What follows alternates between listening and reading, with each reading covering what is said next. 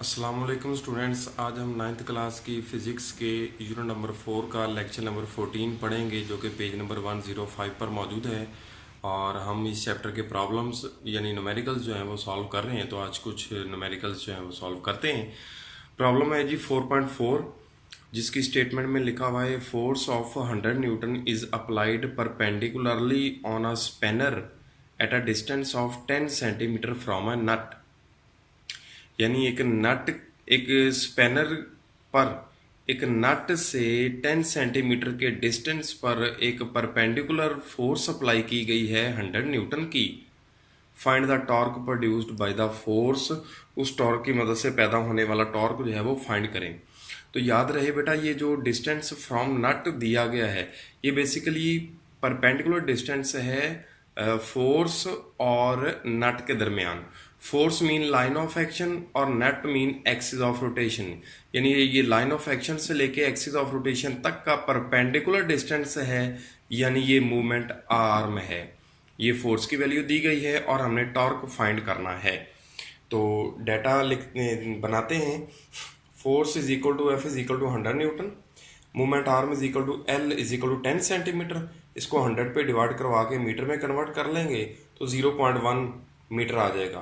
Torque जो है वो हमने फाइंड करना है। सॉल्यूशन सॉल्व करते हैं इसको। वी नो दैट, हम जानते हैं कि टॉर्क का फार्मूला जो है वो torque is equal to F multiply by L है। एफ की वैल्यू 100 और एल की वैल्यू 0.1 मल्टीप्लाई करवाएंगे तो टॉर्क की वैल्यू आ जाएगी 10 न्यूटन मीटर। ये प्रॉब्लम जो है वो सॉल्व हो गई। उसके बाद नेक्स्ट प्रॉब्लम जो है वो है 4.5, जिसमें लिखा हुआ है a force is acting on a body making an angle of 30 degree with horizontal.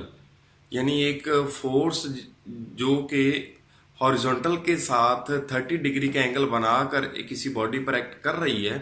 The horizontal component of the force is 20 Newton.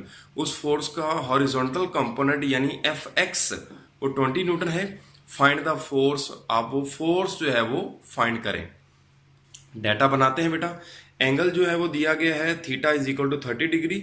Horizontal component की वैल्यू दी गई है जिसको हम एफ एक्स से डिनोट करते हैं वो 20 न्यूटन। फोर्स जो है वो हमने फाइंड करनी है।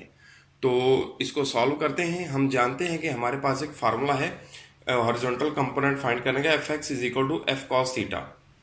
तो हॉरिजॉन्टल कंपोनेंट का ये फार्मूला था। यहाँ से अब हम एफ की वैल्यू फाइंड करेंगे। ये जो कॉस थीटा मल्टीप्लाई हो रहा है इस तरफ आके डिवाइड हो जाएगा। F is equal to F X divided by cos theta. F X की वैल्यू 20 और थीटा की वैल्यू 30 पुट की। 20 एज इट इज आ गया। कॉस 30 की वैल्यू ली तो 0.866 आ गया।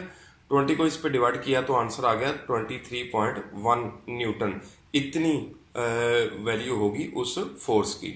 उसके बाद बेटा जी हम प्रॉब्लम 4.6 जो है वो सॉल्व करते हैं, जिसमें लिखा हुआ है the steering of a car has radius 16 centimetre. एक कार का जो स्टीयरिंग है उसका रेडियस जो है वो 16 सेंटीमीटर है। Find the torque produced by a couple of 50 Newton. एक अगर उस स्टीयरिंग पर 50 न्यूटन का एक कपल एक्ट करे तो उससे पैदा होने वाला टॉर्क जो है वो आपने फाइंड करना है।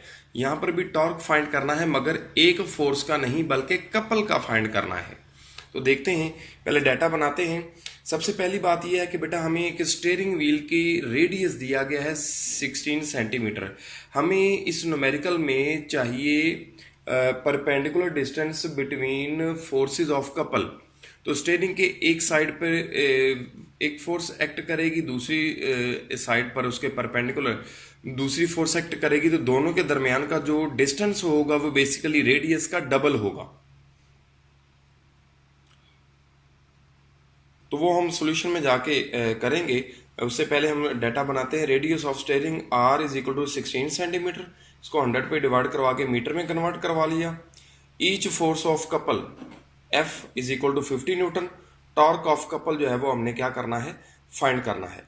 जैसा कि मैंने आपको बताया कि हमें perpendicular distance between forces of couple चाहिए, तो उसके लिए हमें रेडियस को डबल करना होगा 2r।